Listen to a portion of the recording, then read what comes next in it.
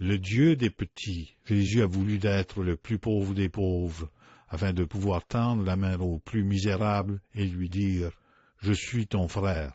Pendant sa vie, le ciel contemplait avec étonnement un Dieu devenu pauvre par amour pour l'homme, pour être son modèle, et lui enseigner la valeur de la pauvreté.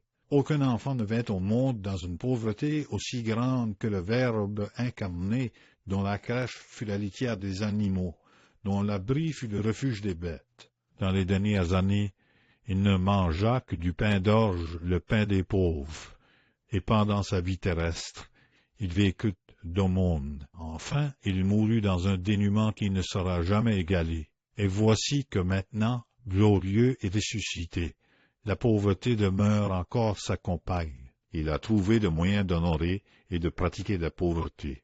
Oui, Jésus, demeurant au milieu de nous dans son sacrement, est encore plus pauvre que durant les jours de sa vie mortelle.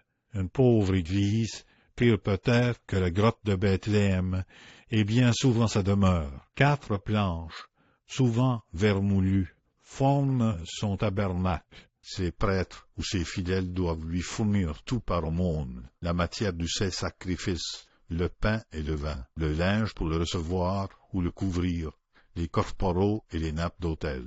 Il n'apporte du ciel que son adorable personne et son amour. Les pauvres sont sans honneur. Jésus est là sans gloire. Les pauvres sont sans défense. Jésus est là livré à tous ses ennemis. Les pauvres ont peu ou point d'amis. Jésus, dans l'Eucharistie, en a très peu. Il est un étranger inconnu de la majorité des hommes.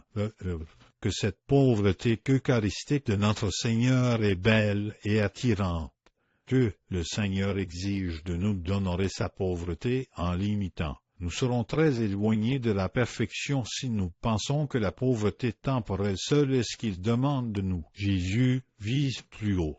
Il veut que nous soyons pauvres d'esprit. Est-ce que la pauvreté d'esprit? C'est l'amour parfait et l'âme de la vraie humilité. L'homme pauvre d'esprit, convaincu qu'il n'a rien et ne peut rien par lui-même, fait de sa pauvreté même le titre le plus puissant et le plus précieux au cœur de Dieu. Plus il est pauvre, plus grand sera son droit à la bonté et à la miséricorde divine. Remarquez bien que plus le pauvre s'abîme dans sa pauvreté, plus sûrement trouve-t-il sa place naturelle, car nous ne sommes rien. Ce faisant, il honore d'autant plus Dieu, son Créateur, il le rend d'autant plus grand et miséricordieux.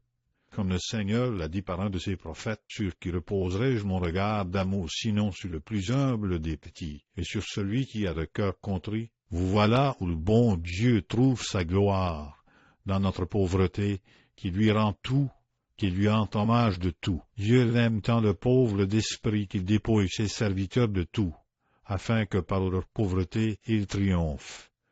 Il éprouve leur intelligence, dessèche leur cœur, les prive de la douceur de sa grâce et de sa paix. Il les livre aux orages des passions, à la fureur des démons. Il leur cache la lumière, il les prive de tout secours, il se retire en quelque sorte de ces créatures désolées. Oh, quel état douloureux! Non, quel état sublime! Le pauvre triomphera de Dieu lui-même. Plus Dieu le dépouille, plus il le remercie comme d'un plus grand bien, plus Dieu l'éprouve, plus il se confie à sa bonté inépuisable. Et quand le démon lui montre l'enfer, lui disant que ses péchés l'accusent et le condamnent, oh, combien est grand cet homme pauvre d'esprit quand il dit à son Dieu, « Oui, l'enfer, pour moi, est justice. » Enfer n'est pas assez terrible, pas assez vengeur pour les péchés que ma méchanceté a commis contre toi, ô mon Créateur et Père. Je mérite 1 million d'enfers, et c'est pourquoi j'espère en ta miséricorde infinie. J'en suis digne, le plus digne, puisque je suis le plus misérable des créatures. Souvis ta justice sur moi en ce monde, ô mon Dieu.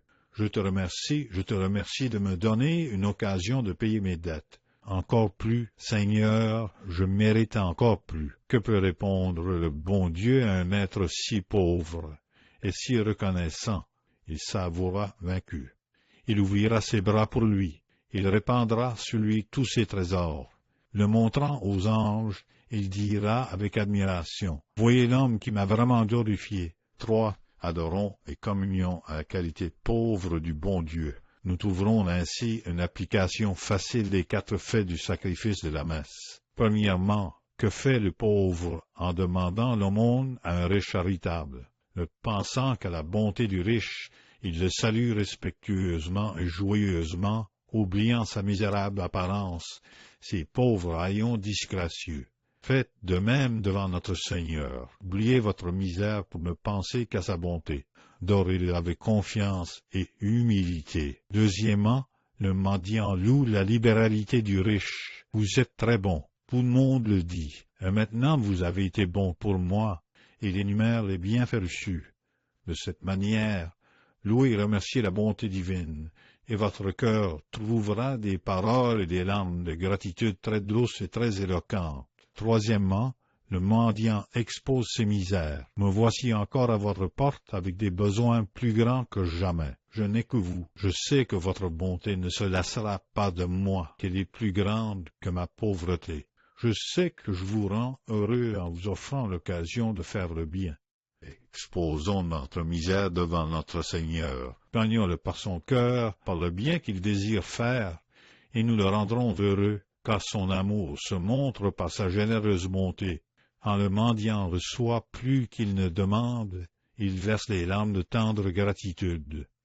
Il n'examine pas ce qu'on lui a donné, ne pensant qu'à la grâce du don. Il s'écrie, et ce sont ses seuls mots: ah, que vous êtes bon, je le sais bien. Mais si le riche invite le mendiant dans sa maison, le lasse à sa table, le place à ses côtés, ah, le pauvre être ne peut manger tant il est accablé par tant de bonté. Notre Seigneur ne nous traite-t-il pas ainsi, que notre misère nous aide mieux à comprendre sa libéralité? Quatrièmement et enfin, le mendiant prend congé de son bienfaiteur en disant: ah, si je pouvais faire quelque chose pour vous, je prierai du moins beaucoup pour votre famille. Il s'en va, louant Dieu de pure joie et bénissant son bienfaiteur. Faisons de même.